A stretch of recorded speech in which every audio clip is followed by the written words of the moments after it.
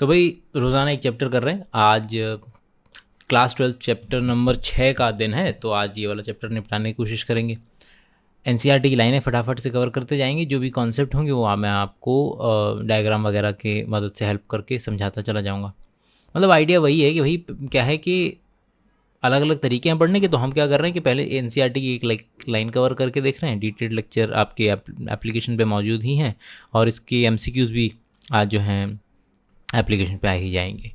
तो बगैर time waste करे कक्षा 12वीं चैप्टर नंबर 6 काफ़ी लंबा चैप्टर है, तो फटाफट फटाफट करने की कोशिश करेंगे। वही पहला पन्ना, पहले पन्ने का पहला पैराग्राफ देखना शुरू करते हैं कि क्या हमने स्टडी क्या करना है। सिंपल सी बात है, पहले यहाँ से शुरुआत कर लेंगे, पढ़ेंगे क्या। तो पिछले चैप्टर में हमने देखा था कि फैक्टर का कोई जिक्र हुआ था। फैक्टर जो है आज की तारीख में जीन के नाम से जाना जाता है। तो वही डिस्कस करेंगे कि भैया डीएनए का स्ट्रक्चर क्या है, अपने आप को रेप्लिकेट कैसे करता है, डीएनए से जो है वो अल्टीमेटली प्रोटीन कैसे बनता है। ये सारी जो चीज़ें पहले क्लियर नहीं थी, जो कि इस चैप्टर में हम क्लियर करेंगे। क्या देखेंगे इस चैप्टर में कि डीएनए से आरएनए बनेगा, आरएनए से प्रोटीन बनेगा। आरएनए जो डीएनए से आरएनए बनने की जो प्रक्रिया है वो प्रोकैरियोटिक और यूकैरियोट में होती तो अलग है, लेकिन हम उसको कंसिडर करेंगे सेम बना करके आरएनए बनाने की कोशिश करेंगे। रेप्लिकेशन भी प्रोकैरियोटिक और यूकैरियोटिक में अलग होता है, लेकिन हम ऑलमोस्ट सेम बना करके दिखाने का काम करेंगे। ट्रांसक्रिप्शन में फिर भी हम थोड़ा बहुत अंतर कर लेंगे, रेप्लिकेशन में तो हम बिल्कुल भी कोई अंतर नहीं करने वाले हैं। डीएनए क्या है? डीएनए ही हमारा जेनेटिक मटेरियल है। ज़्यादातर वायरसेस के अंदर में भी हमें क्या देखने के लिए मिलेगा? डीएनए देखने के लिए मिलेगा, मगर आरएनए वाले वायरसेस भी होते ही हैं। भाई डीएनए क्या है? डीएनए एक पॉलीमर है और उस पॉलीमर का एक मोनोमर होगा, और उसी मोनोमर को स्टडी करके उस मोनोमर की क्या लगा देंगे, एक के बाद एक श्रृंखला लगा देंगे और हमारे पास पॉलीमर बन जाएगा। और वो पॉलीमर क्या है? डीएनए ही है। डीएनए जो है वो जेनेटिक मटेरियल की तरह डीएनए जेनेटिक मटेरियल की तरह काम करता है ज़्यादातर ऑर्गेनिज्म में, लेकिन कुछ वायरसेस के अंदर में आरएनए भी जेनेटिक मटेरियल की तरह काम कर लेगा।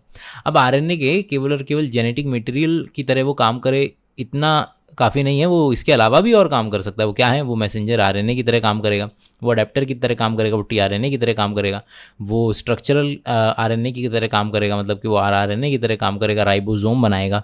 और वो कैटेलिटिकल मॉलिक्यूल की तरह भी काम कर सकता है, मतलब कि राइबोजाइम की तरह काम करेगा, मतलब एक एंजाइम की तरह काम करेगा। इतनी वाली जो जगह है यहाँ पर लिखा हुआ है कि हम आगे कैसे डिस्कस करेंगे कि डीएनए से आरएनए बनता है और आरएनए से प्रोटीन बनता है। ये वाली बात हमें आगे चल करके डिस्कस करनी है। हम जानते हैं आज की तारीख में कि जेनेटिक मटेरियल जो है वो डीएनए भी हो सकता है, आरएनए भी हो सकता है। डीएनए ज़्यादातर ऑर्गेनिज्म में है और आरएनए वायरसेस के अंदर में मिल जाएगा।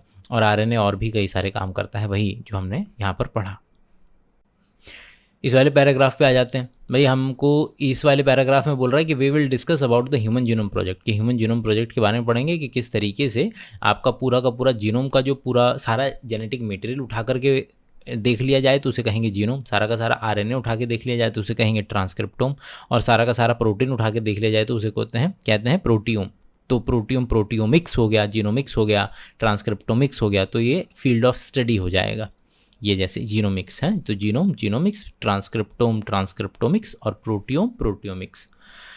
इस वाले पैराग्राफ में लिखा हुआ है कि डीएनए का स्ट्रक्चर पढ़ेंगे, डीआरएनए और आरएनए का जो है वो रिलेशनशिप देखेंगे कि किस तरीके का होता है। अगला पैराग्राफ पे चलते हैं। अगले पैराग्राफ में हमें डीएनए का स्ट्रक्चर बताना शुरू किया जाएगा। भाई डीएनए की फुल फॉर्म होती है डीऑक्सी राइबोन्यूक्लिक एसिड। इसकी जो लेंथ है वो अलग अलग ऑर्गेनिज्म में अलग अलग हो सकती है और अलग अलग तरीके का डीएनए मिलता है, ABG अलग अलग तरीके का। इसलिए हमने एक साफ रास्ता चुना कि भैया ऐसा है, नाइट्रोजनस बेस पेयर से इसकी लेंथ माप लेंगे तो वो सबसे बढ़िया तरीका है।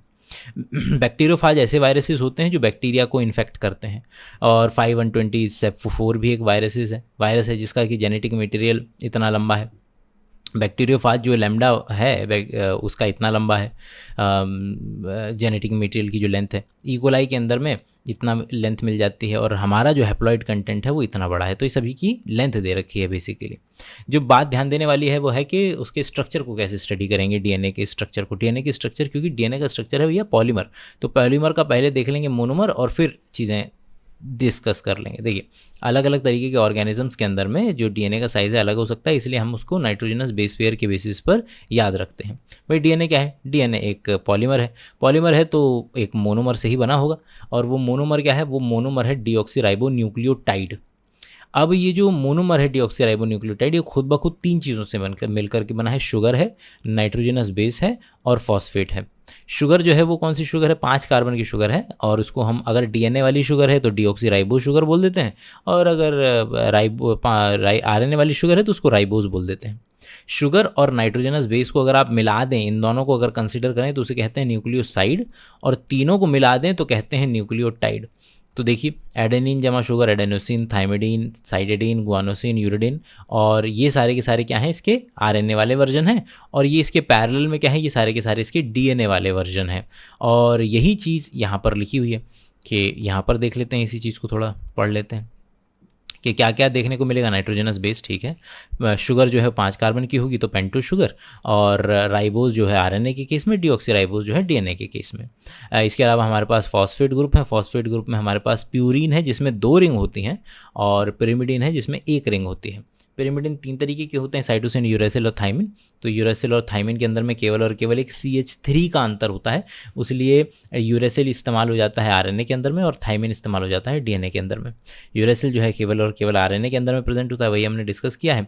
और जो बेसिकली यहाँ देख लीजिए कि जो पहला कार्बन है, पहले कार्बन से आपका नाइट्रोजनस बेस जो है जुड़ा होता है N ग्लाइकोसिडिक बॉन्ड से। ये कह रहा है यहाँ पर कि पहले कार्बन से पेंटोज शुगर में N ग्लाइकोसिडिक बॉन्ड से जो है न्यूक्लियोसाइड बनता है, वो ये वाली बात कह रहा है कि यहाँ पर फॉस्फेट जो है वो 5वें कार्बन पे जुड़ा होता है। ये देखिए यहाँ पर 5वें कार्बन पे जुड़ा हुआ है, और इसीलिए 2 न्यूक्लियोटाइड जो हैं are linked through 3' to 5' phosphodiester linkage. तो ये देखिए कि यहाँ पर अगर देखेंगे तो ये तीसरे कार्बन पर भी एक एस्टर बॉन्ड बन रहा है, 5वें कार्बन पर भी एक एस्टर बॉन्ड बन रहा है।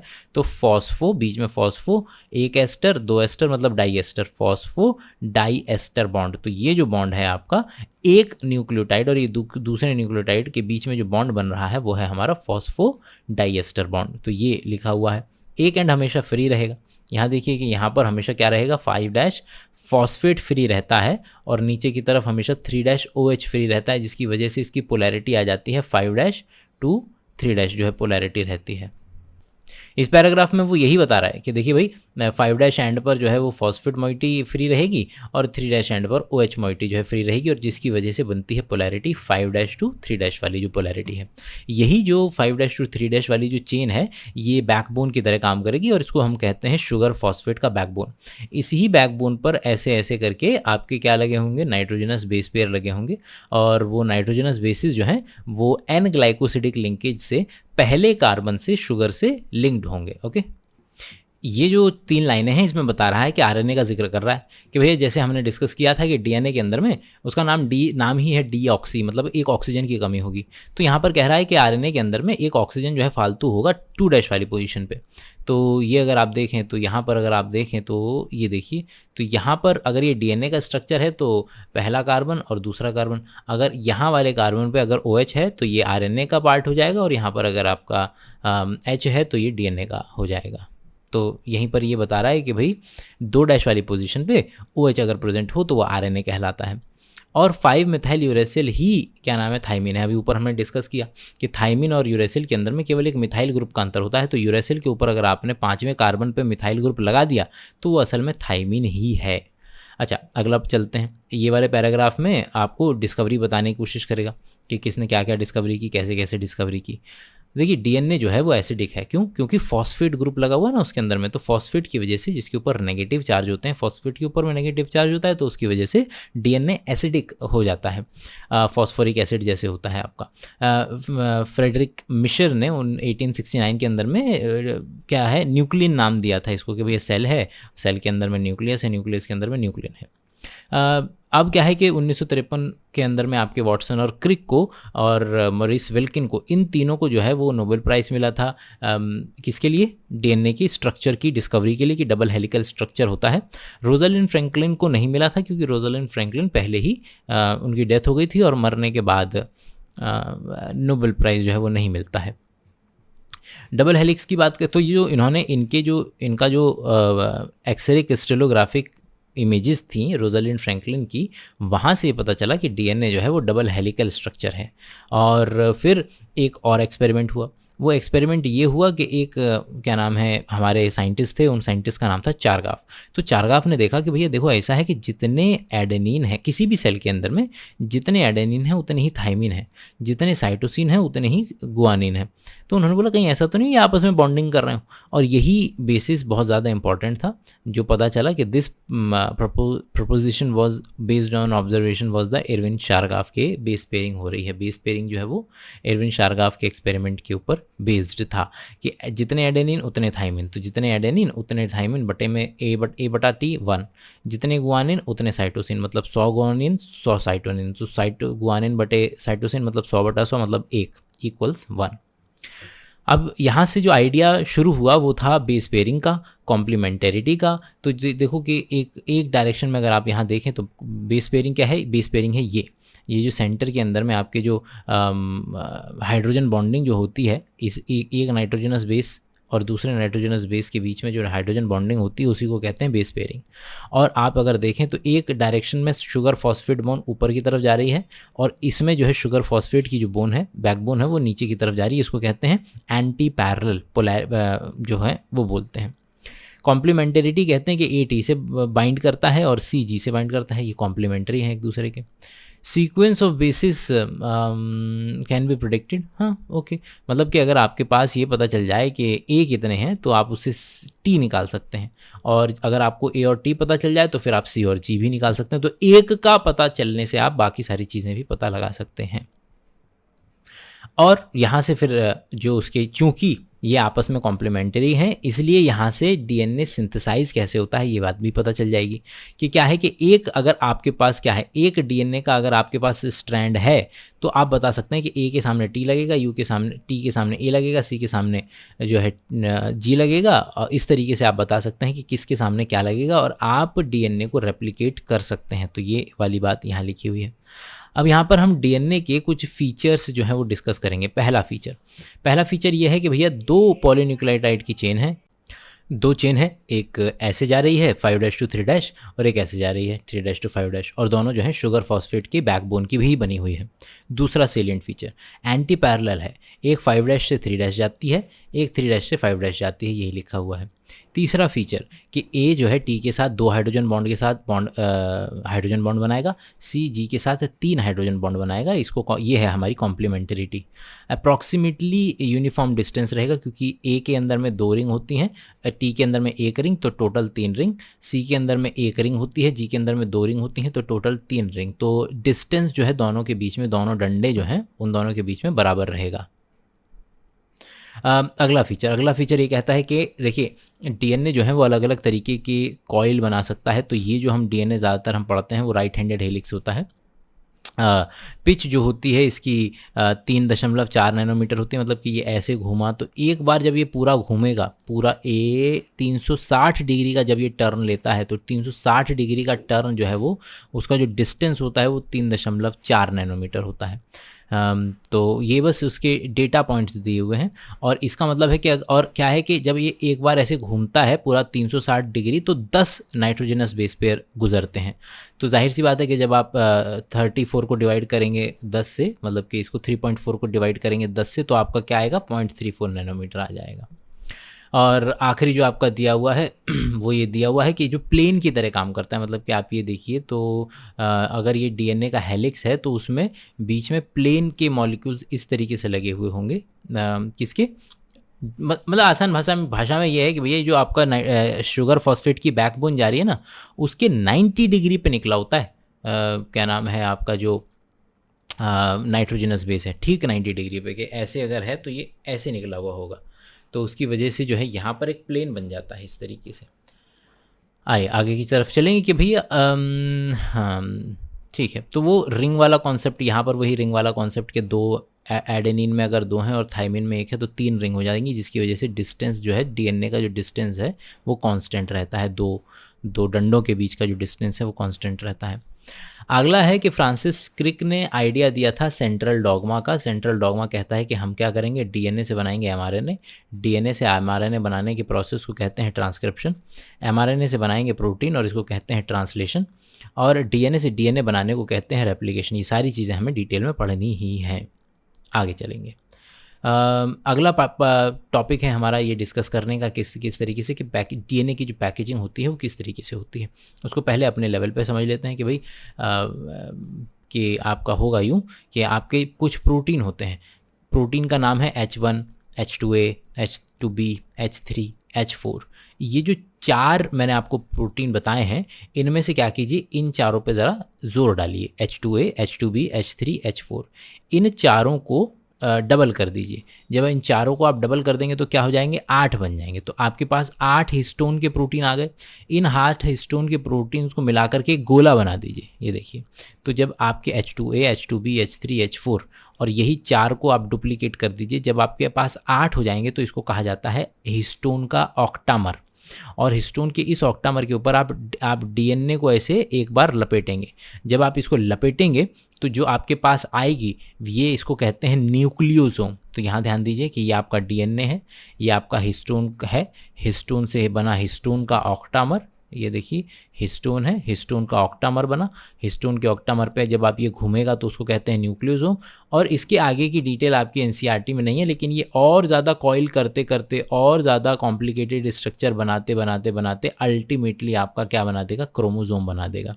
तो डीएनए जो है वो पैकेजिंग होकर के इस तरीके से रहता है। आइए ज़रा थोड़ा सा अब एनसीईआरटी पे ज़रा नज़र डालें कि एनसीईआरटी हमें क्या क्या बताने की कोशिश कर रही है। तो ये आपका हो गया हिस्टोन ऑक्टामर। देखिए हिस्टोन ऑक्टामर में हो गए 8 हिस्टोन। और अगर ये मेरा एक हिस्टोन ऑक्टामर है इस तरीके से है, तो ये मेरा दूसरा हिस्टोन ऑक्टामर है, ये मेरा तीसरा हिस्टोन ऑक्टामर है। तो अभी तक H1 कहाँ लगेगा, तो H1 जो है वो यहाँ पर बैठा हुआ है, H1 जो है वो यहाँ पर बैठा हुआ है। तो 2 हिस्टोन या 2 न्यूक्लियोसोम के बीच में बैठा होता है मेरा H1 हिस्टोन जो प्रोटीन है वो। ठीक है, ये याद रखिएगा। तो हमने बात की कि किस तरीके से कि 0.34 नैनोमीटर होता है 2 न्यूक्लियोटाइड बेस पेयर के बीच का जो डिस्टेंस होता है, कि यहाँ A है यहाँ T है, तो A और T के बीच की जो दूरी है 0.34 नैनोमीटर है। हमारा का पूरा जो डीएनए को अगर आप देखेंगे तो उसको एक सेल के अंदर में तकरीबन 2 मीटर का डीएनए होता है। अगर आप कैलकुलेशन करेंगे तो आपको पता चलेगा। अभी क्या है कि ई-कोलाई के अंदर में हम देखते हैं कि क्या है, ई-कोलाई के अंदर में कुछ होते हैं भाई डीएनए जो है वो नेगेटिवली चार्ज है फॉस्फेट की वजह से। तो कुछ जो हिस्टोन प्रोटीन जैसी चीज़ों, भाई हिस्टोन प्रोटीन पहचान है यूकैरियोट्स की, ये ध्यान दीजिएगा। हिस्टोन ये जो हमने अभी तक डिस्कस किया है ये सारा का सारा यूकैरियोट्स के लिए डिस्कस किया है। तो यूकैरियोट्स में तो हिस्टोन है, लेकिन हिस्टोन जैसे प्रोटीन ई कोलाई में मिलते हैं और उनको कहते हैं हिस्टोन लाइक प्रोटीन्स।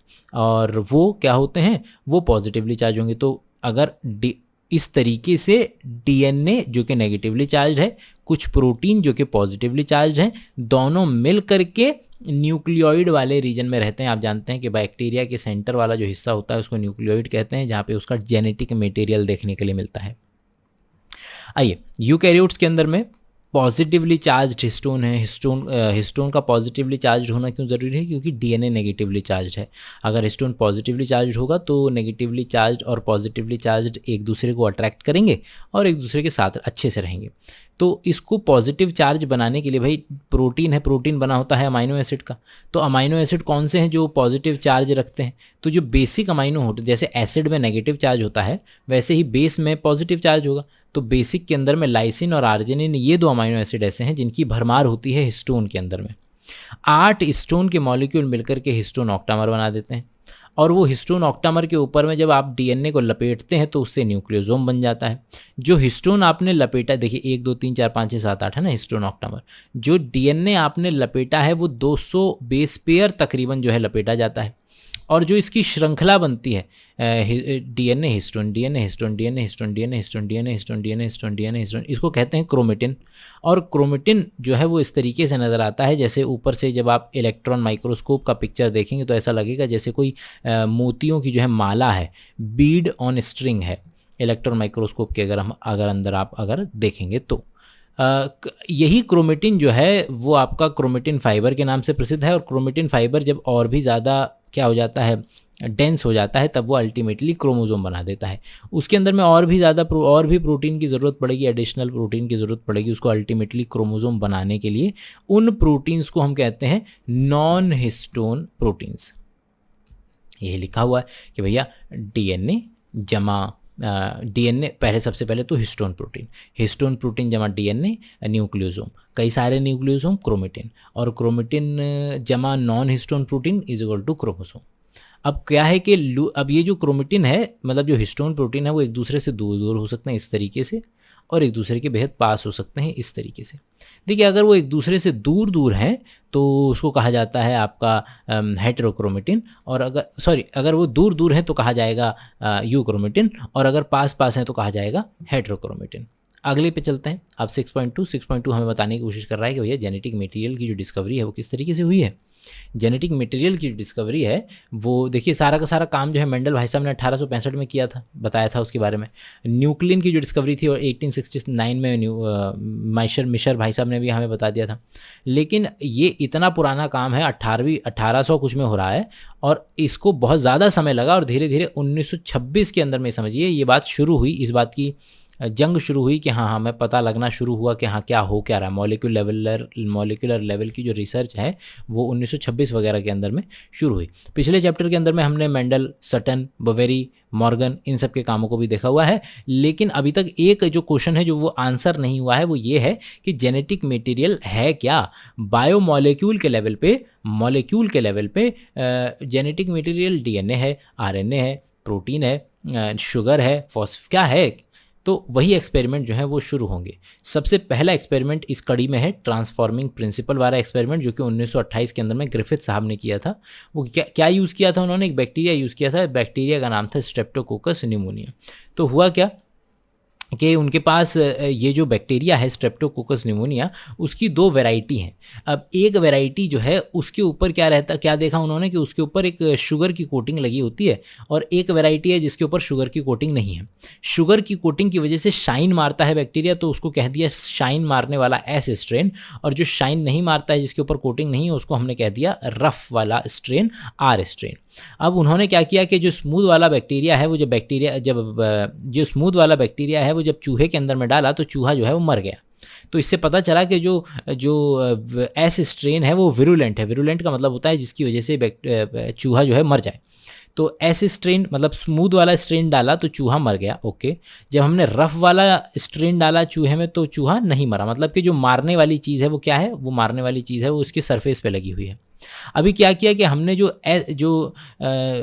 जो स्मूथ वाली जो स्ट्रेन थी उसको हीट किल कर दिया, इसके टुकड़े टुकड़े हो गए। तो हमने जब इस टुकड़े टुकड़े हुए को माइस के अंदर में, चूहे के अंदर में डाला तो चूहा मरा नहीं, चूहा जिंदा रहा। अब हमने क्या किया कि जो एस किल्ड है, हीट किल्ड स्मूथ वाला था, उसको हमने जिंदा वाले जो रफ स्ट्रेन है उसके साथ मिक्स किया, और मिक्स करके चूहे को लगाया और चूहा मर गया। तो हुआ क्या था, तो हुआ यूं था कि जो प्लास्टिड है, जो डीएनए है, वो निकल करके जो मेरा बैक्टीरिया है उसके अंदर में घुस गया, और उसके अंदर में जब बैक्टीरिया के अंदर में जो प्लाज्मिड है वो घुस गया, तो क्या हुआ कि प्लाज्मिड के पास आ गया जीन, मतलब बैक्टीरिया के पास आ गया जीन, और बैक्टीरिया फिर जो है अपने चारों तरफ दोबारा से स्मूथ स्ट्रेन बनाने लग जाएगा। तो हमने क्या देखा, हमने देखा कि जो आर वाली स्ट्रेन है वो ट्रांसफॉर्म हो गई है एस वाली स्ट्रेन में। तो यहाँ से वो शब्द आता है ट्रांसफॉर्मेशन वाला प्रिंसिपल, कि आर स्ट्रेन का एस स्ट्रेन में बदल जाना कहलाता है ट्रांसफॉर्म में। अब वो मेंडल भाई साहब, जो ग्रिफिथ भाई साहब से वो बता नहीं पाए कि ये प्लाज्मिड था, वो बता नहीं पाए, उससे पहले मर गए। उन्होंने इसको नाम दे दिया कि कोई तो है ट्रांसफॉर्मिंग प्रिंसिपल, कोई तो ऐसी चीज़ है जो आर को एस में बदल रही है, वो हमें बाद में पता चलेगा। आज वैसे पता है हमें कि वो प्लाज्मिड था उस ज़माने के अंदर में, ठीक है। तो ये सारी चीज़ें हम डिस्कस कर चुके हैं कि R strain, S strain, transformation, transforming principle और नेचर ऑफ जेनेटिक मटेरियल अभी तक पता नहीं चला था। अगला यही वाली बात कि भाई हमें पता तो चला नहीं कि वो जो चीज़ थी जिसकी वजह से आर स्ट्रेन जो है एस स्ट्रेन में बदल गई, वो हमें पता तो चला नहीं था। तो फिर उसके लिए नई खोज शुरू हुई। तो अब हमारे पास 3 नए साइंटिस्ट हैं, एवरी, मैक्लॉयड और मैकार्टी। इन तीनों ने इंडिपेंडेंटली पता किया कि भैया अच्छा जो जिसकी हम बात कर रहे हैं, जो ट्रांसफॉर्मिंग प्रिंसिपल है, वो कुछ और नहीं है बल्कि आपका डीएनए ही है। तो उन्होंने क्या किया, उन्होंने ग्रिफिथ वाला ही एक्सपेरिमेंट लगाया। लेकिन ग्रिफिथ वाले एक्सपेरिमेंट में उन्होंने एक बार प्रोटीन डाइजेस्ट करा, एक बार आरएनए डाइजेस्ट करा, एक बार डीएनए डाइजेस्ट करा, एक बार लाइपेज डाइजेस्ट करा। तो देखो, प्रोटीन डाइजेस्ट करा तो प्रोटीन तो जो है गया ही नहीं था बैक्टीरिया के अंदर में, तो ट्रांसफॉर्मिंग प्रिंसिपल मतलब ट्रांसफॉर्मेशन हो गया।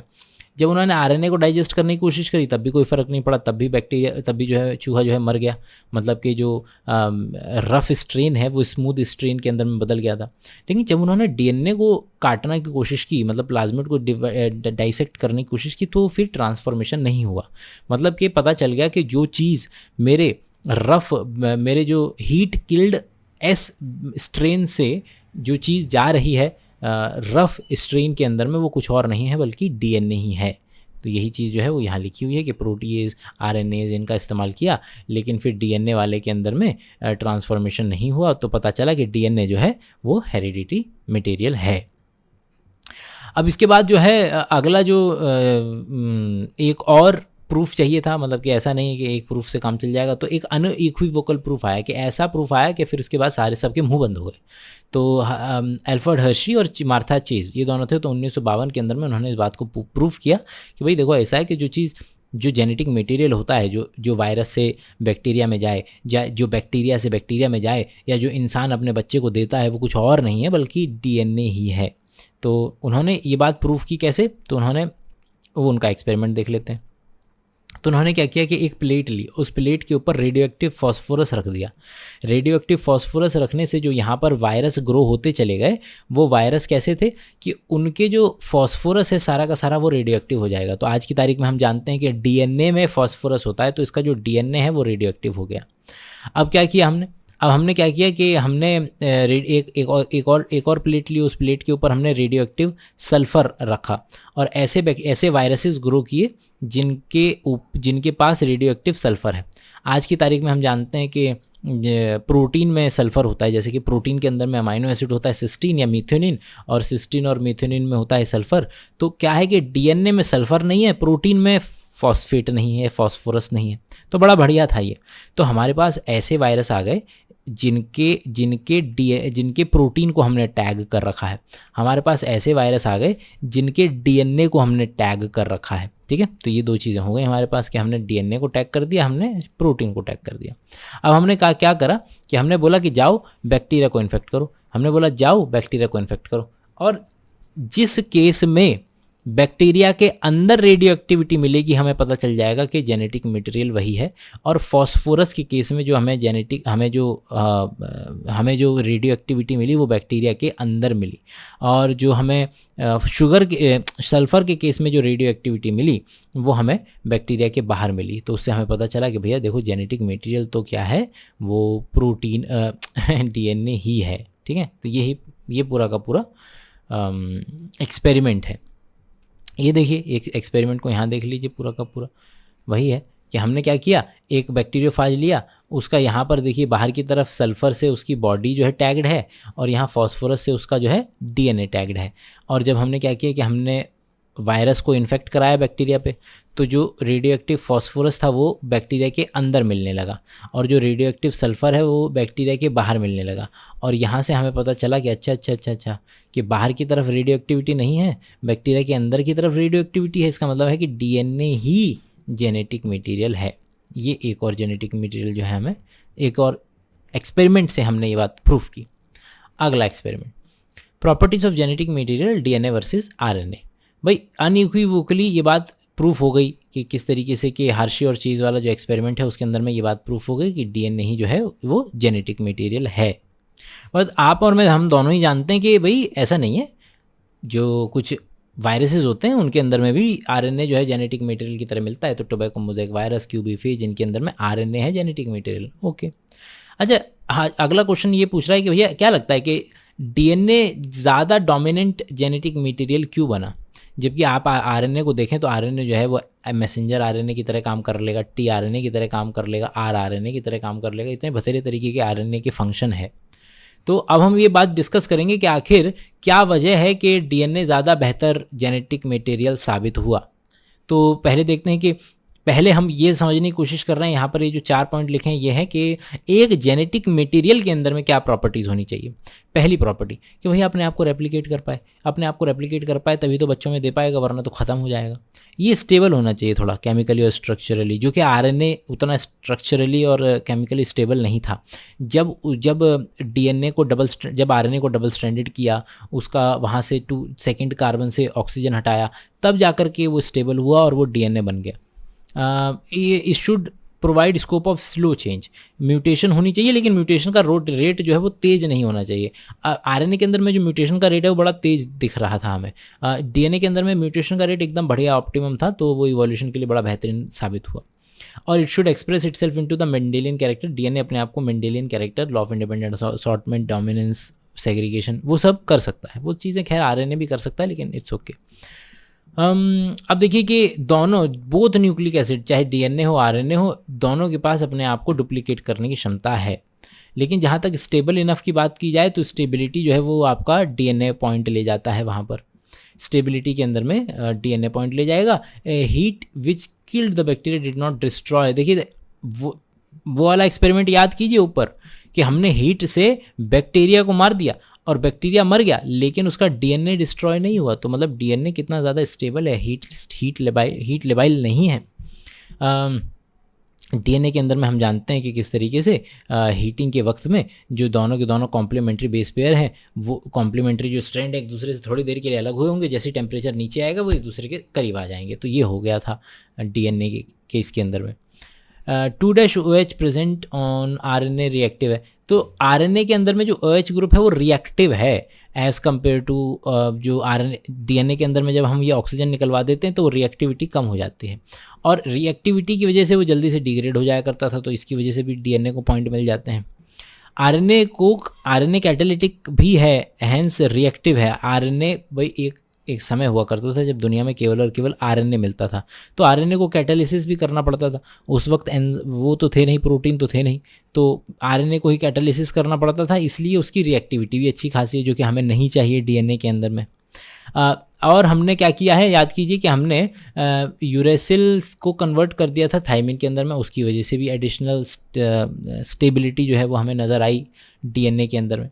डीएनए और आरएनए दोनों के अंदर में म्यूटेशन हो सकती है, लेकिन आरएनए के अंदर में जो म्यूटेशन है वो बहुत तेज़ी के साथ होती है, जिसकी वजह से वायरस जो कि जिनके पास आरएनए होता है उनको शॉर्ट लाइफ स्पैन होता है उनका, और उनको बार बार म्यूटेट करते रहना पड़ता है एज़ कम्पेयर टू डीएनए वाले वायरसेस। अगला पैराग्राफ आरएनए के फेवर में है, कि बताने की कोशिश कर रहा है कि देखो भाई ऐसा है कि आरएनए जो है डायरेक्टली प्रोटीन बना सकता है। अगर आरएनए हो मेरे पास, पहले भाई डीएनए से पहले आरएनए बनेगा फिर प्रोटीन बनेगा, आरएनए से डायरेक्ट प्रोटीन ही बन जाता है। और ये बात है कि डीएनए जो है डिपेंडेंट है हमारे आरएनए के ऊपर प्रोटीन बनाने के लिए, लेकिन जो प्रोटीन बनाने की जो मशीनरी है वो पूरा का पूरा आरएनए के अराउंड इवॉल्व हुई है, क्योंकि आरएनए पहले से मौजूद था इस दुनिया के अंदर में। तो ऊपर वाले डिस्कशन से पता चला कि both RNA and DNA can function as genetic material, लेकिन डीएनए जो है वो ज़्यादा प्रेफर्ड स्टेज है या प्रेफर्ड स्टोरेज में तरीका है। For the transmission of genetic information RNA is better. अगला है हमारा 6.3 आरएनए वर्ल्ड। आरएनए वर्ल्ड क्या कहता है? आरएनए वर्ल्ड कहता है कि भैया देखो ऐसा है कि इस दुनिया के अंदर में एक समय ऐसा था कि जब ना तो डीएनए एग्जिस्ट करता था, ना तो प्रोटीन एग्जिस्ट करता था, केवल और केवल आरएनए एग्जिस्ट करता था। उसको कहते हैं आरएनए वर्ल्ड हाइपोथेसिस। आरएनए जो है वो पहला जेनेटिक मटेरियल था। आरएनए से आगे चल करके डीएनए बना है, न कि डीएनए से आरएनए बना है इवोल्यूशन की टर्म्स में। और ये बात हम क्यों कह सकते हैं? क्योंकि देखो ऐसा है कि आरएनए जो है वो स्ट्रक्चर भी है, जैसे कि आरएनए से पूरा का पूरा राइबोसोम बनता है। जो आरएनए है वो कैटलिस्ट की तरह भी काम कर लेता है, जेनेटिक मटेरियल की तरह भी काम कर लेता है। कैटलिस्ट के अंदर में जो आंसर है वो है राइबोसोम। के अंदर में राइबोजाइम नामक एंजाइम मिलता है जो कि आरएनए का बना होता है। डीएनए जो है वो डबल स्ट्रैंडेड है, जिसकी वजह से वो स्टेबल है, उसके अंदर में चेंजेस जो होते हैं वो रेजिस्ट किए जाते हैं, और उसके पास अपना एक पूरा का पूरा डिटेल्ड रिपेयरिंग मैकेनिज्म है जो कि आरएनए के पास नहीं है। तो आरएनए के अंदर में म्यूटेशन भी उसकी वजह से ज़्यादा होती चली जाती है। अगला टॉपिक हमारा 6.4 रेप्लिकेशन। रेप्लिकेशन का जो आइडिया है वो किसने दिया था, वो दिया था हमारे वॉटसन क्रिक के अंदर में। वही जो उन्होंने पेपर लिखा था, अपने पेपर के अंदर में आखिरी लाइन डाल दी थी, बोला कि हमने ये ऐसा नहीं कि हमारे दिमाग से हमने ये बात अछूती रह गई है, हम जानते हैं और हम ये बात बोल रहे हैं कि देखो क्या है कि डीएनए का जो कॉम्प्लीमेंट्री आइडिया है उसकी वजह से ये बात बहुत अच्छे से समझी जा सकती है कि डीएनए अपने आप को रेप्लिकेट कैसे करता होगा। तो बस 2 स्ट्रैंड एक्ट एज टेम्पलेट, कि भैया ऊपर ये 2 स्ट्रैंड होते हैं ना डीएनए के, ये दोनों के दोनों स्ट्रैंड जो हैं टेम्पलेट कहते हैं जिसको पढ़ा जाए। तो ऊपर के दोनों स्ट्रैंड को पढ़ा जाएगा, इस वाले स्ट्रैंड को पढ़ करके इसके ऊपर ये स्ट्रैंड लिख दिया जाएगा और इस वाले स्ट्रैंड को पढ़ करके इसके ऊपर ये वाला स्ट्रैंड लिख दिया जाएगा। तो जिस भी चीज़ को पढ़ा जाता है उसको कहते हैं टेम्पलेट स्ट्रैंड। तो ये दोनों के दोनों ही टेम्पलेट स्ट्रैंड की तरह काम करेंगे। टेम्पलेट स्ट्रैंड हो गया। Each DNA molecule would have 1 parent and 1 new strand. ठीक है, भाई डीएनए का जो रेप्लिकेशन होता है वो सेमी कंजर्वेटिव मेथड होता है। यहाँ देखिए ज़रा कि एक नया स्ट्रैंड है एक पुराना, एक नया स्ट्रैंड है एक पुराना, तो इसको कहते हैं semi conservative model of replication. आइए अगले एक्सपेरिमेंट पे चलते हैं। अगला एक्सपेरिमेंट है हमारा मेसेल्सन और स्टाल वाला एक्सपेरिमेंट। इसके अंदर में इन लोगों ने प्रूफ किया था कि जो डीएनए रेप्लिकेट कर रहा है वो बेहतरीन सेमी कंजर्वेटिव मेथड से ही अपने आप को रेप्लिकेट कर रहा है। तो उसको समझने की कोशिश करते हैं। देखो क्या हुआ कि हमने एक प्लेट ली, उस प्लेट के ऊपर, अच्छा ये ध्यान रखना कि ये रेडियो एक्टिव नहीं है अब, तो हमने क्या किया कि एक प्लेट ली, उस प्लेट के ऊपर हमने खाना रख दिया। खाना जो रखा हमने हैवी नाइट्रोजन रखा, 15 नाइट्रोजन 15 वाला खाना रखा। तो यहाँ पर जितने भी बैक्टीरिया थे, यहाँ जितने भी बैक्टीरिया थे वो क्या हो गए, सारे के सारे जो है वो हैवी उनका डीएनए हो गया। तो हम क्या देखेंगे, तो हमने क्या देखा कि जो बैक्टीरिया है उसके अंदर में जो डीएनए है वो दोनों के दोनों हैवी हैं, नाइट्रोजन 15 नाइट्रोजन 15। तो हमने ये बैक्टीरिया को फुड़वा करके इस नाइट्रोजन 15 को सीजियम क्लोराइड के एक टेस्ट ट्यूब के अंदर में उसका एक बैंड बनवा दिया। ठीक है, तो भाई जाहिर सी बात है अपनी डेंसिटी के मुताबिक ये एक बैंड बना देगा। तो नाइट्रोजन 15 का एक बैंड बन गया। Okay fine. तो हमने क्या किया, हमने इस यहाँ से एक कॉलोनी को उठाया और उठा करके अब नाइट्रोजन 14 वाली जो खाना था वहाँ धर दिया। अब 0 टाइम पर, अब भाई कुछ हुआ नहीं है, यहाँ उठाओ चाहे यहाँ उठाओ एक ही बात है, 0 टाइम पर है। तो 0 टाइम पर हमने करके देखा, तो 0 टाइम पे क्या देखने को मिलेंगे, 0 टाइम पे वही सेम देखने को मिलेगा कि नाइट्रोजन 15 डीएनए में है और दोनों ने सीजियम क्लोराइड वाले के अंदर में एक बैंड बना दिया है। ओके, फिर हमने क्या किया, फिर हमने 20 मिनट गुजर जाने दिए। फिर यहाँ से यहाँ तक क्या हुआ, 20 मिनट गुजर गए। 20 मिनट जब गुजर गए तो एक बार रेप्लिकेशन हो जाएगा, और जब एक बार रेप्लिकेशन हो जाएगा तो आप क्या देखेंगे कि ग्रीन वाला जो है डॉटर स्ट्रैंड है, तो एक वाले जो ये पर्पल है, पर्पल के ऊपर एक ग्रीन बन गया, एक पर्पल है उसके ऊपर ग्रीन बन गया, और 14-15 क्या है, 14-15 का एक बैंड बन जाएगा, क्योंकि एक स्ट्रैंड है नाइट्रोजन 14 का, एक स्ट्रैंड है नाइट्रोजन 15 का। और जब आप बैंड बनाएंगे, जब इसको आप सेंट्रीफ्यूज में चलाएंगे तो आपको नाइट्रोजन 15 से थोड़ा सा ऊपर की तरफ एक ही बैंड मिलेगा 20 मिनट के बाद में। आई फिर 20 मिनट के बाद में आपने 40 मिनट हो जाने दी। 40 मिनट बाद आपको क्या देखने के लिए मिलेगा, 40 मिनट बाद आपको देखने के लिए मिलेगा कि इसमें से ये दोनों स्ट्रैंड अलग होंगे। उस जो पर्पल स्ट्रैंड है उसके ऊपर एक ग्रीन स्ट्रैंड आ गया, और जो यहाँ पे लाइट ग्रीन स्ट्रैंड था उसके ऊपर डार्क ग्रीन स्ट्रैंड आ गया।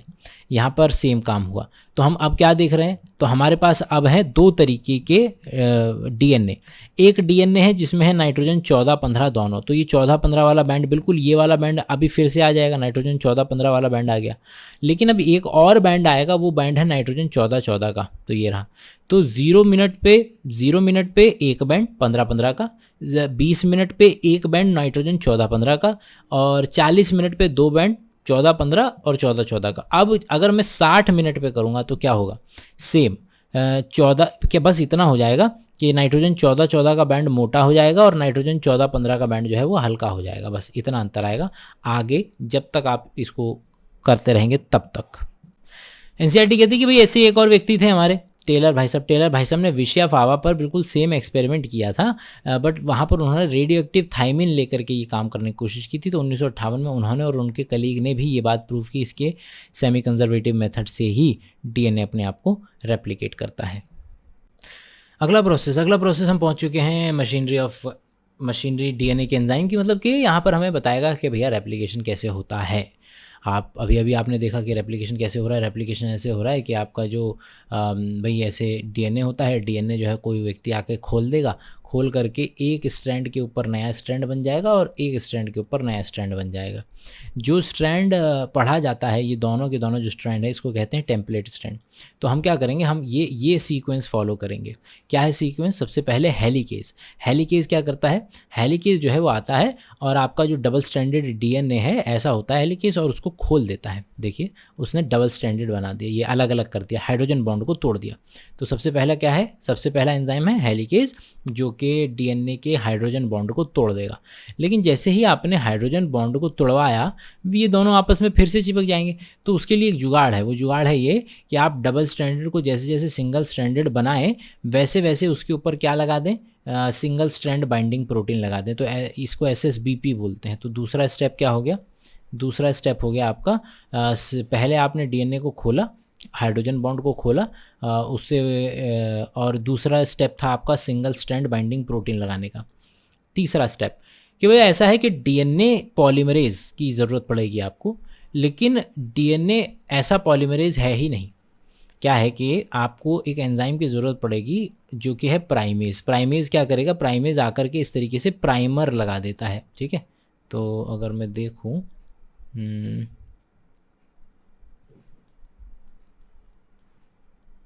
हाँ, तो हमने क्या किया? सबसे पहले हमने हेलिकेज से डीएनए को खुलवा लिया, दूसरा सिंगल स्ट्रैंड बाइंडिंग प्रोटीन से उसे स्टेबलाइज करा लिया, तीसरा है हमारे पास प्राइमेज। तो यहाँ पर ये देख रहे हैं आप, यहाँ पे प्राइमर लगा दिया जाता है। ये प्राइमर एक यहाँ लग गया, क्योंकि डीएनए पॉलीमरेज की खास बात होती है वो केवल एक ही डायरेक्शन में काम करेगा, और वो डायरेक्शन है 5' to 3'। तो वो केवल इसी डायरेक्शन में काम करता है। देखिए 5' to 3' जा रहा है, और यहाँ पर भी 5' to 3' जा रहा है। तो यही है कि इसकी वजह से यहाँ पर प्राइमर लगेगा, यहाँ एक प्राइमर लग गया, और यहाँ पर अलग अलग प्राइमर लगते हैं, डिसकॉन्टीन्यूस कई प्राइमर लगते हैं इस वाले स्ट्रैंड पे। जो स्ट्रैंड एक बार में बन जाता है उसको कहते हैं लीडिंग स्ट्रैंड, और जो स्ट्रैंड जो है धीरे धीरे टुकड़ों में बनता है उसको कहते हैं लैगिंग स्ट्रैंड। तो बस पॉलीमरेज जो है भई, या तो डीएनए को पॉलीमराइज कर रहा होगा या आरएनए को पॉलीमराइज कर रहा होगा। डीएनए को पॉलीमराइज कर रहा होगा तो डीएनए को पढ़ के डीएनए लिख रहा होगा, या आरएनए को पढ़ के डीएनए लिख रहा होगा। देखिए डीएनए को अगर पढ़ के डीएनए लिखा जा रहा है तो यहाँ पढ़ा भी डीएनए जा रहा है, लिखा भी डीएनए जा रहा है। तो डीएनए के रेप्लिकेशन के अंदर में जो एंजाइम यूज होता है उसको कहते हैं डीएनए डिपेंडेंट डीएनए पॉलीमरेज। और RNA dependent DNA polymerase reverse transcriptase में हमने पढ़ा हुआ है। RNA polymerase, RNA dependent RNA polymerase ये वायरस का पॉलीमरेज कहलाता है, और DNA dependent RNA polymerase transcription में इस्तेमाल करते हैं। बट ठीक है, वो जब ज़रूरत आएगी तब देख लेंगे। यहाँ लिखा हुआ था तो मैंने एक्सप्लेन कर दिया। आइए अब एनसीईआरटी की तरफ चलते हैं ज़रा। हाँ जी, मेन एंजाइम है डीएनए डिपेंडेंट डीएनए पॉलीमरेज। अब आपको समझ में आ गया होगा कि 4 तरीके के और हैं, DNA dependent DNA, DNA dependent RNA, RNA dependent RNA, RNA dependent DNA. तो डीएनए डिपेंडेंट डीएनए पॉलीमरेज अब आपको पता है कि पढ़ेगा भी डीएनए, लिखेगा भी डीएनए। ये एंजाइम बहुत ज़्यादा एफिशिएंट होते हैं। ई कोलाई के अंदर में इतना बड़ा डीएनए जो है बड़ा जल्दी उसको क्या कर दिया जाता है, उसको जल्दी से रेप्लिकेट कर दिया जाता है। 18 मिनट लगते हैं रेप्लिकेशन में बैक्टीरिया के अंदर में। 2000 बेस पेयर 1 सेकंड के अंदर में रेप्लिकेट कर दिए जाते हैं। इनकी डिग्री हाई, इनका जो एक्यूरेसी होती है वो भी बड़ी बेहतरीन होती है। देखिए क्या है कि जो यहाँ पर जब हम क्या लगाएंगे, देखिए डीएनए क्या लगाएगा, डीएनए एक नया वो लगाएगा, आपका डीएनए जो है वो एक नया वो लेकर के आएगा। हम इस वाले पार्ट को समझने की कोशिश कर रहे थे। हम इस वाले पार्ट में देख रहे थे कि भैया डीएनए को जब आप बनाते हैं तो वहाँ पर कुछ एक काम होता है जिसको कहते हैं डुअल पर्पस। वो डुअल पर्पस का क्या मतलब है, यहाँ देखिए, ये देखिए कि ये मेरा पहले से डीएनए है ना, ये मेरा नया डीएनए बन रहा है, ये है मेरा 5' to 3' की डायरेक्शन में बन रहा है। मान लीजिए जब ये 5' to 3' की डायरेक्शन में बन रहा है तो यहाँ पर मान लीजिए ये एटीपी आया है, एडेनोसिन ट्राइफॉस्फेट। एटीपी का मॉलिक्यूल जब यहाँ पर चिपकेगा तो देखिए यहाँ पर जब ये चिपका तो 2 फॉस्फेट अलग होगा। यहाँ ये जो 2 फॉस्फेट थे, यहाँ ये जो 2 फॉस्फेट से अलग होगा, ये 2 फॉस्फेट जो थे अलग हो गए। और इन्होंने, और जब ये एटीपी टूटा तो एनर्जी निकली, उसी ही एनर्जी का फ़ायदा उठा करके ये जो एएमपी है वो यहाँ चिपक गया। अब देखिए 2 काम हो गए। पहला, एक तो आपको एटीपी टूटने की वजह से एनर्जी मिल गई, जिस एनर्जी का फ़ायदा उठाया आपने, और दूसरा आपको एटीपी के टूटने की वजह से सबस्ट्रेट भी मिल गया, जो आपको लगाना है वो भी मिल गया। तो इसको कहते हैं डुअल पर्पस। तो यहीं लिखा हुआ है कि भाई डुअल पर्पस होता है कि सबस्ट्रेट की तरह भी काम कर जाएगा और एनर्जी भी दे देगा। बस इतनी बात है। The 2 terminal of phosphate deoxyribonucleotide high phosphate, ठीक है। तो वही है कि जो ये वाले जो 2 टर्मिनल वाले फॉस्फेट थे ये टूट करके और भी एनर्जी दे सकते हैं, ये लिखा हुआ है। कह रहा है कि डीएनए डिपेंडेंट डीएनए पॉलीमरेज के अलावा और भी एंजाइम चाहिए होंगे, तो हमने डिस्कस किया। सबसे पहले क्या है कि डीएनए को खुद ब खुद सेपरेट नहीं हो सकता ना, तो डीएनए को सेपरेट करने के लिए आपको एनर्जी चाहिए और एनर्जी के साथ साथ एंजाइम चाहिए। तो वो एंजाइम क्या था हमारा, हेलिकेज।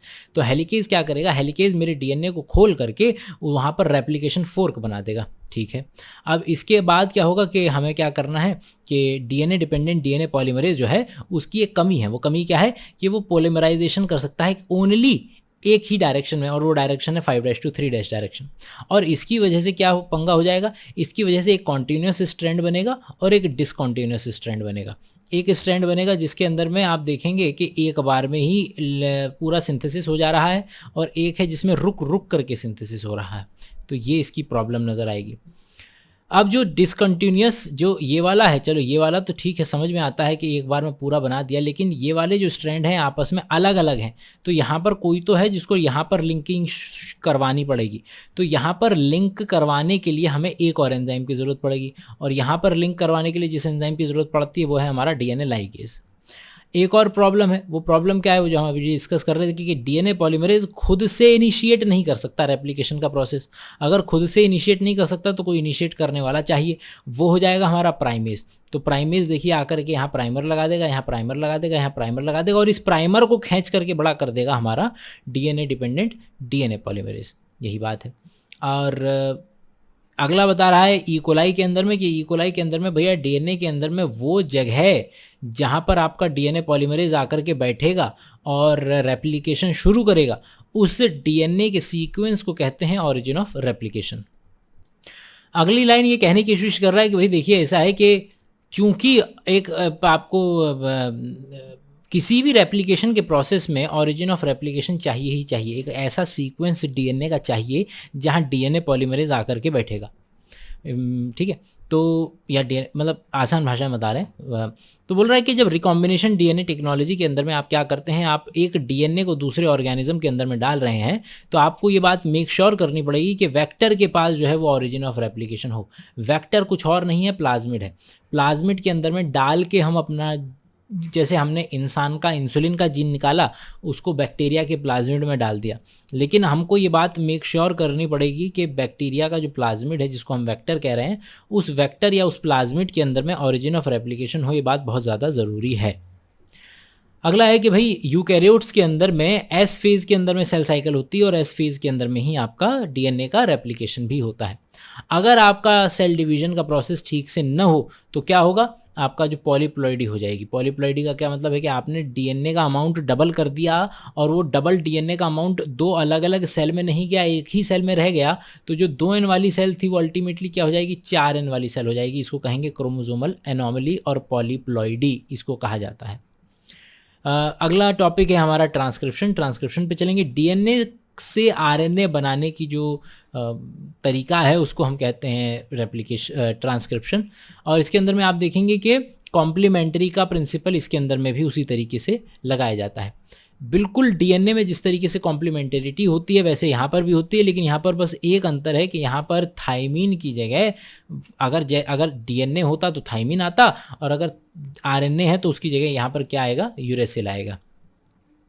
अब देखिए कि क्या क्या अंतर है रेप्लिकेशन में और ट्रांसक्रिप्शन में। अनलाइक रेप्लिकेशन के, रेप्लिकेशन में क्या नहीं होता है, रेप्लिकेशन में होता यह है कि टोटल डीएनए को आप रेप्लिकेट करते हैं, डुप्लीकेट करते हैं।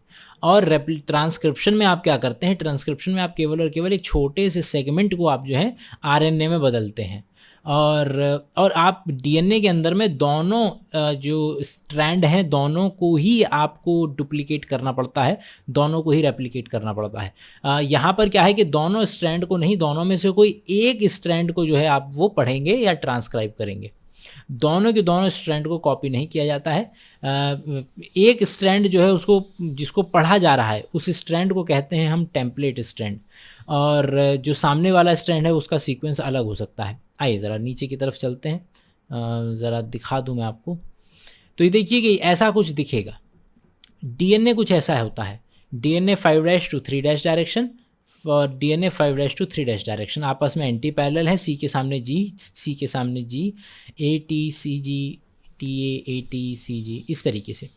अब देखिए इसमें से एक स्ट्रैंड है जिसको पढ़ा जाएगा, जिस स्ट्रैंड को पढ़ा जाएगा उसको कहेंगे टेम्पलेट स्ट्रैंड, और जिस स्ट्रैंड को पढ़ा नहीं जाएगा उसको कहेंगे कोडिंग स्ट्रैंड। ऐसा इसलिए है कि जब आप टेम्पलेट स्ट्रैंड को पढ़ेंगे तो आप एक आरएनए बनाएंगे, और आरएनए जो है वो कॉम्प्लीमेंट्री होगा, CG, GC, TA, इस तरीके से उसका कॉम्प्लीमेंट्री होगा। और अब जब आप इसको उठा करके देखेंगे तो ये आरएनए बिल्कुल हूबहू दिखता नज़र आएगा इस वाले स्ट्रैंड की तरह। ये वाला जो आरएनए है जो ट्रांसक्रिप्शन के बाद बना है वो उस डीएनए के सीक्वेंस से मिलेगा जो आपने पढ़ा ही नहीं था। देखिए पढ़िए, मतलब GCAG, GCAG, देख रहे हैं आप, बस T की जगह U आ गया है बस, इसीलिए ऊपर वाले स्ट्रैंड को कोडिंग स्ट्रैंड कहा जाता है। आइए डीएनए को जो पूरा का पूरा जो ट्रांसक्रिप्शन का प्रोसेस है उसको हम 3 पार्ट में डिवाइड करते हैं। 3 पार्ट हैं, इनिशिएशन, इलॉन्गेशन और टर्मिनेशन। ट्रांसक्रिप्शन के पूरे प्रोसेस को हम 3 पार्ट में डिवाइड कर देते हैं, इनिशिएशन, इलॉन्गेशन और टर्मिनेशन। इनिशिएशन के अंदर में ये जो सेंटर वाला हिस्सा है उसको कहते हैं ट्रांसक्रिप्शनल यूनिट।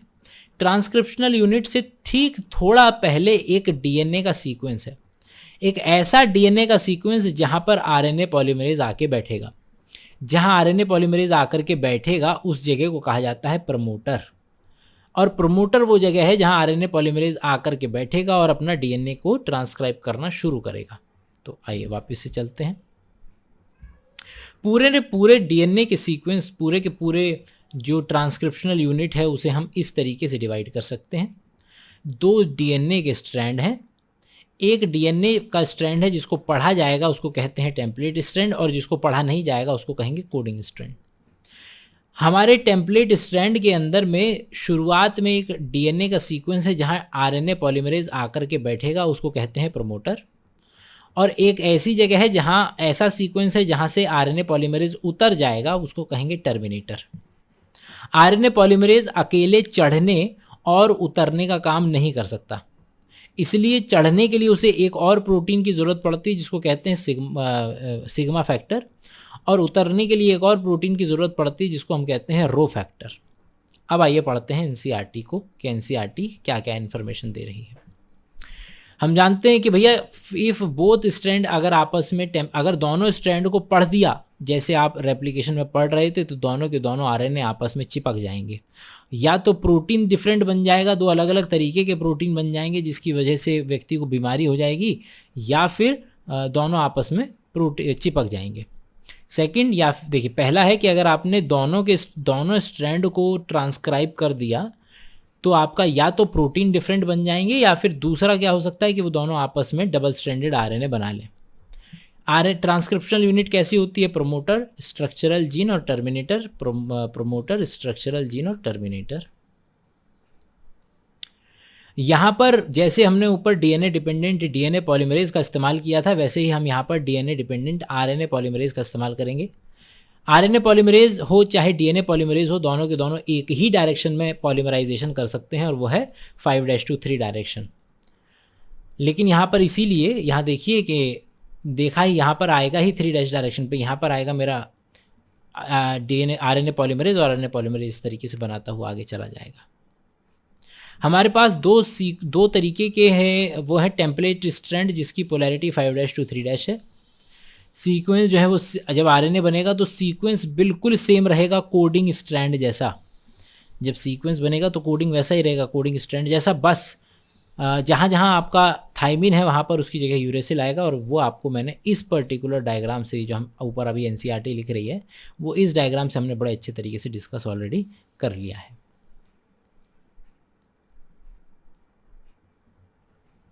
अगला जो पूरा का पूरा स्ट्रक्चर है उसको 3 पार्ट में डिवाइड किया गया है, प्रमोटर, स्ट्रक्चरल जीन और terminator.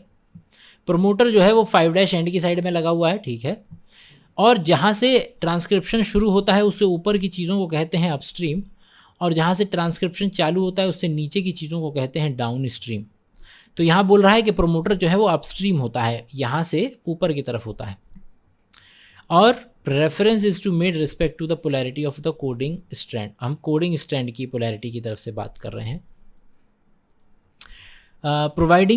Provides binding DNA sequence जो है, जो प्रोमोटर का डीएनए सीक्वेंस है वो आरएनए पॉलीमरेज को चिपकने में मदद करता है। अगला है टर्मिनेटर। टर्मिनेटर 3 डैश की साइड में होगा। कोडिंग स्ट्रैंड के लिहाज से पढ़ेंगे हम, ये लिखा हुआ है इसके अंदर में कि कोडिंग स्ट्रैंड जो है वो 3 डैश की साइड में है, 3 डैश एंड पे है, और इसको कहते हैं कि यहाँ से नीचे की तरफ है तो डाउन स्ट्रीम है। और इसके अलावा भी इसके नीचे भी कुछ रेगुलेटरी सीक्वेंस मिल सकते हैं और इसके ऊपर भी कुछ रेगुलेटरी सीक्वेंस मिल सकते हैं। तो कह रहा है कि कुछ एडिशनल रेगुलेटरी सीक्वेंसेस मिल जाएंगे जो कि अपस्ट्रीम भी हो सकते हैं और डाउनस्ट्रीम भी हो सकते हैं। अगला है transcriptional unit as a gene. Gene एक ऐसी चीज़ है जो कि एक यूनिट ऑफ इनहेरिटेंस है जिसकी वजह से कैरेक्टर एक जनरेशन से दूसरे जनरेशन में जाते हैं। जीन्स जो है वो डीएनए पे मौजूद होते हैं, ये भी हम जानते हैं। हाँ, DNA sequence coding tRNA rRNA gene. देखिए डीएनए ऐसा नहीं है कि कोई पर्टिकुलर जीन है तो उस जीन से प्रोटीन बनेगा ही बनेगा। ऐसे भी जीन हैं जो कि टीआरएनए बनाएंगे, आरआरएनए बनाएंगे और इनका कोई प्रोटीन नहीं बनेगा। अब होता क्या है कि वो पर्टिकुलर जीन जिनसे प्रोटीन बनेगा उनको कहते हैं सिस्ट्रॉन। तो ये समझ लीजिए डीएनए है। डीएनए के अंदर में एक छोटा हिस्सा है जहाँ पर जिसको हम जीन कहते हैं। जीन के अंदर में कुछ ऐसे जीन हैं जो कि प्रोटीन बनवाएंगे और उन जीन को कहते हैं सिस्ट्रॉन। कभी कभी सिस्ट्रॉन अकेले होता है जो कि यूकैरियोट की पहचान है, और कभी कभी कई सारे सिस्ट्रॉन एक के पीछे एक लगे होते हैं जिसको पॉलीसिस्ट्रॉनिक कहते हैं, जो अभी हम लैक ऑपरॉन पढ़ेंगे। यूकैरियोट्स के अंदर में जो पूरा का पूरा आरएनए आप बनाते हैं वो पूरा का पूरा इस्तेमाल नहीं किया जाता है, उसको कटाई छटाई करने के बाद इस्तेमाल किया जाता है। तो यूकैरियोट्स के अंदर में बीच में कुछ इंटरप्टेड सीक्वेंसेस होते हैं जिनको हमें हटाना होता है। अब क्या है कि जिन चीज़ों को हमें हटाना है मतलब जो आरएनए हमने बनाया है उसकी जब हमें कटाई छटाई करनी है तो कटाई छटाई करने के बाद जो चीज़ हम रखेंगे वो है एक्सॉन, और जिस चीज़ को हम फेंक देंगे वो है इंट्रॉन। तो एक्सॉन का पूरा सीक्वेंस बना करके हम वापस से रख लेते हैं। इंट्रॉन और intervening sequence do not appear in mature processed RNA. मतलब वही है कि इंट्रॉन को हमने निकाल करके फेंक दिया है basically. Regulatory sequences, regulatory genes do not code for RNA और प्रोटीन। जो चीज़ें रेगुलेट कर रही हैं वो कभी आरएनए बना ही नहीं रही हैं। देखिए डीएनए का थोड़ा पार्ट है जो कि रेगुलेशन कर रहा है, प्रमोटर है रेगुलेशन कर रहा है, कोई आरएनए कोई प्रोटीन नहीं बनाता। टर्मिनेटर है रेगुलेशन कर रहा है, कोई आरएनए कोई प्रोटीन जो है वो नहीं बनाता है। तो 1 घंटे का ऑलमोस्ट लेक्चर हो चुका है, तो इस वाले को यहीं तक रखेंगे। इसका पार्ट 2 के अंदर में, क्योंकि चैप्टर अथाह बड़ा है, तो पार्ट 2 जो है इस चैप्टर का हम कल कर लेंगे।